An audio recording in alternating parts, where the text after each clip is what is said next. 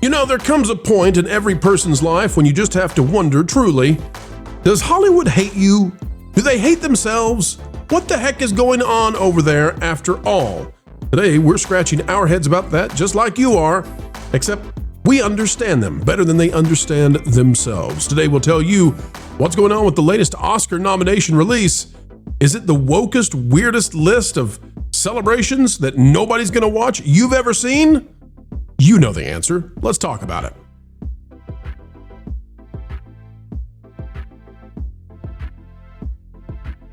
It's a great day, folks. It's a friendly day right here at the Pro Channel as we continue to bring you the news you need to know, and often before the drive-bys even have a whiff of it. So dear reporters, dear journalists, get your jumbo pencils ready. The news is on the way right now. Folks, as we dive in, click the like button, drop a comment down below. Let us know, have you seen any of these movies we're about to talk about? It's going to be a sinner's sweep, perhaps. Real life fake wizard joining us, Jonas too. Let's talk about the Oscars and why it might be viewed by very few. The Oscars. We finally know what Hollywood loves, and it is not you nor me. Here's the list. Get ready. The woke apocalypse is indeed about to wipe them out. From People magazine by Benjamin Van Hoos. Oscar nominations 2026. Sinners smashes record held by Titanic. Now just think about that for a minute, okay? Sinners. Sinners the movie. Does anybody think that that is on the same level as Titanic? Really? I haven't seen Sinners, so I really can't comment. There was a lot of people that said it's really great, and it's also kind of dirty. Yeah. Conan O'Brien extremely dirty. Conan O'Brien will host the 2026 Academy Awards on Sunday, March 15th. Here's the list. Get ready. You're going to see something very often, folks. Pay attention to one battle after another. For Best Picture, we have Begonia, F1, Frankenstein, Hamnet, Marty Supreme, One Battle After Another, The Secret Agent, Sentimental Value, Sinners, and Train Dreams. That's a lot of movies. It's rather ridiculous, but hey, you got to be Oscar nominated. So if you're going to be Oscar nominated, you got to have a lot of movies Oscar nominated so they can claim they're Oscar nominated on their branding, right? So why don't we let's double it. Let's do 20 nominations from now on. Let's do 20. All right. And then we'll asterisk the ones that actually have a chance. But notice One Battle After Another. You're going to see this a lot. What is One Battle After Another? Of course, it's the movie that dreams of harming those on the other side of the political aisle from Hollywood. For Best Actor, we have Timothée Chalamet, Marty Supreme, Leonardo DiCaprio, One Battle After Another, Ethan Hawke, Blue Moon, Michael B. Jordan, Sinners, and Wagner Moura for The Secret Agent. Folks, did any of you see any of these movies besides Sinners? Some of you didn't see Sinners. No. Best Actress. This is the problem. They've lost touch. Go ahead. I think you're about to go there anyways. Hamnet, If I Had Legs, I'd Kick You, Song Sung Blue, Sentimental Value, Begonia, yada, yada, yada. Best Supporting Actor, there's One Battle After Another. Again, Benicio del Toro. Best Supporting Actress, there's Tiana Taylor. One Battle After Another. Yet again, it's the same movie. Look, we've even got, this is crazy. Best Supporting Actress has 2 actresses from the same movie. And by the way, I thought they wanted to be called actors now. The girls too, the women. What is going? Oh, special category for them. Got it. Okay. Best Director.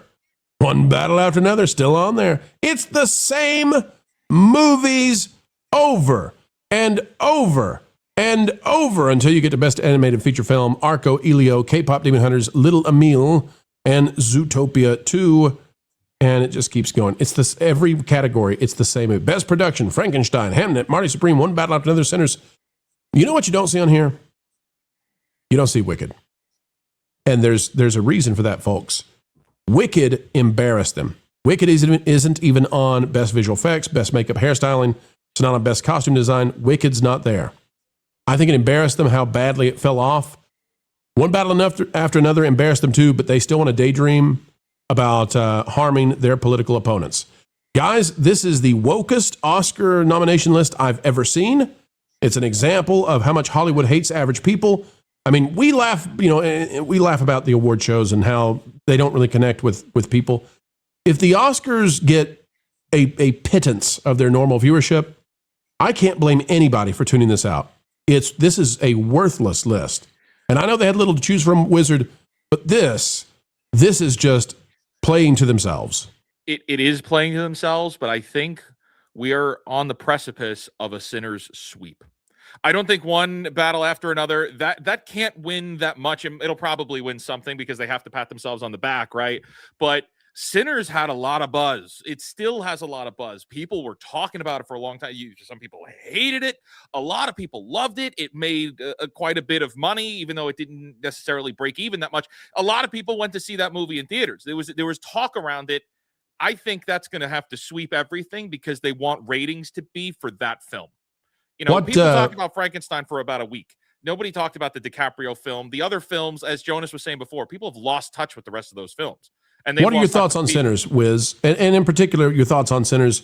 I'm interested. What do you think Sinners does for Hollywood and for what they want to put out as their political, ideological message? Sinners, I had a really unique experience with it. It stuck with me for days. That movie stuck with me for days. I loved it. Walk us through. But as Jonas pointed out, there's a lot of dirty stuff in it. Yeah, but why? Why did it impact you for days? What is it about it that resonated with you? The acting, but the characters. This movie did such character work where you fall in love with the world, you fall in love with the people, and then you see how this, all the terrible things that happen to them later on. There's a lot of people come at this with different angles, but for somebody like me that feels so starved from getting like really good character work and really good immersive worlds, like Sinners did that for me. So I was able to really appreciate that. And like, I thought the acting was just insane. You felt connected with these characters. And so as it's a horror movie, and such it is, watching each one of them and knowing going into it, oh man, everybody is going to have to die in this because it's a horror film. You actually feel kind of sad for them because they've done such a good job of getting you to buy in. So for me, I really love that. Whether I agreed with any kind of messaging or was it woke that was in it. Wizard, is it a woke movie? You can make an argument for both. Personally, I did not think so.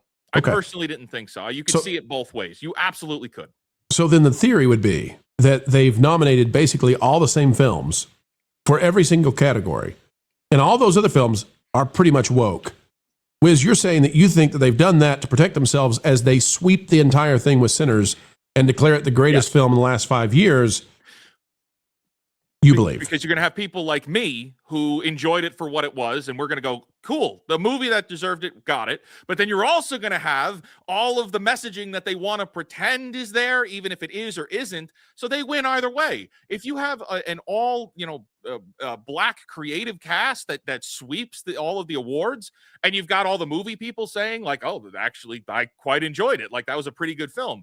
They win hands down. We're probably going to get good ratings on this.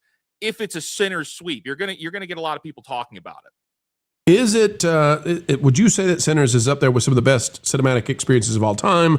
I mean, we're talking about now. This is up there with Titanic, and I'd have to go back to see how many awards were. The categories were different if we go back to stuff like Gone with the Wind and Godfather. But what do you think? Is it up there with those kinds of movies? Now, that is a fantastic question. Here's the problem that comes up. We're talking about films that defined filmmaking, right? Sure. But I come into Sinners, and it sticks with me for days. Why? Because it was the best film I've ever seen? No, because everything else is so bad that you finally get something that's something good, and you're like, wow, we've gone so far. So no, it's not one of the greatest films ever. It's just finally something that has something to say that's not Marvel slop. That's not a Hollywood propaganda slop. So no, it's not one of the best films I've ever seen. It's just the bar is so impossibly low. Jonas, your thought on the Oscars, the nominations? They're all the same movies. What do you think's happening here? And will the Oscars be able to use Conan, I guess, to generate some buzz, some interest? Yeah. This is the problem when you go from the heyday where movies used to be something that were a shared cultural experience, and they could be coercive in some way against culture. But you get amazing special effects pieces like a Jurassic Park, and you get big movies that might get nominated for Oscars. But now the only thing that's a big movie that's not some kind of franchise flop, and I really think this is the problem here, is movie theaters are so very focused on franchise stuff to exist that soaks up all of the oxygen in the industry, and that's how they have to make their money. So when you get to anything that is middle of the road, a new original IP, yikes, or what we just used to call a movie, uh, if it's enough to make money, I think they have to prioritize those things. Gone are the days when you could get a Titanic or a As Good as It Gets, one of my favorite movies, and it's a rom-com that had at least two best actor and best actress nominations there. I think that they're so off the beaten path that they have to do something that makes themselves feel good, because they've lost contact with the audience. I remember when Moonlight won the Oscar, and it was a surprise even to the people who were on stage accepting the Oscar, finding out that, by the way, it's not you, it's actually Moonlight that won the Oscar. And then everyone at home went, "What's Moonlight?" And then they looked it up and found out it was like a gay romance, well, a gay coming of age story about a couple of black guys. You know, the industry, the movie industry itself, is so far removed from standard culture right now that why would anyone want to tune into the Oscars? Because you're not going to see the thing you want to see. You're going to see the actors patting themselves on the back and giving you a nice little, hey, if you were more like me, the world would be better. And if you were more like me, you'd vote the way I want to vote. Who wants to tune into that? That's like a Thanksgiving dinner where you don't get to eat anything. Right, I've got a $10 million 4-bedroom home in the Hollywood Hills, looking down on all the rest of the plebes in LA, because I pretend to be people that are important. So, hey, look at me and do what I do. Yeah, that's going to work out well. One thing that we've seen, guys, we'll wrap it up this way. We just watched the Golden Globes have a ratings crash. I think we might see that again with the Oscars. I don't see a reason that won't play out. And the reason is, maybe Sinners is a great movie. Maybe it is arguably not woke or arguably woke, whatever the case may be. But I don't think Sinners is going to be the kind of movie that people just have to see. Did it win? Will it win? Oh, I got to find out, does Sinners get the win? I don't think that's going to be the play here. And I don't think Conan, as funny as he can be, I don't think he's going to drive a lot of viewership. I think this is just going to be one more step towards goodbye Hollywood. Guys, any disagreement there? Nope. No, I agree with that. It'll be, for the people that did see it, they're going to tune in. But you're right, Pro. And the vast majority of people didn't see this film or didn't see Sinners. And it's just going to be another Oscars that comes and goes. But I think you are going to see, as you had up on screen, you had our friend Paul Chato up. Yeah, he's kind of right here. You're going to have, and it's going to sweep because they want to be able to say an all black production cast won everything and it won the most awards ever. And they're lucky this time that enough people are saying it's actually a really good movie that's not pushing messaging. So it's the best of both worlds for them. Pulling Hollyweird to the sensible center, the mainstream middle where money is made is not easy, but folks, you make it easy to make videos each and every day, because sharing time with you is a great honor, and we never take it lightly. An attitude of gratitude every single time we have the chance to shine with you. Until the next time, we only ask that you click that like button, share, subscribe, click it, stick it to the algorithms. It is the notification bell. Drop a comment down below. Let us know your thoughts. And folks, don't worry about paying any kind of tuition for this free class and how entertainment works. You are on scholarship. Highest IQ on the internet. That's you for sure.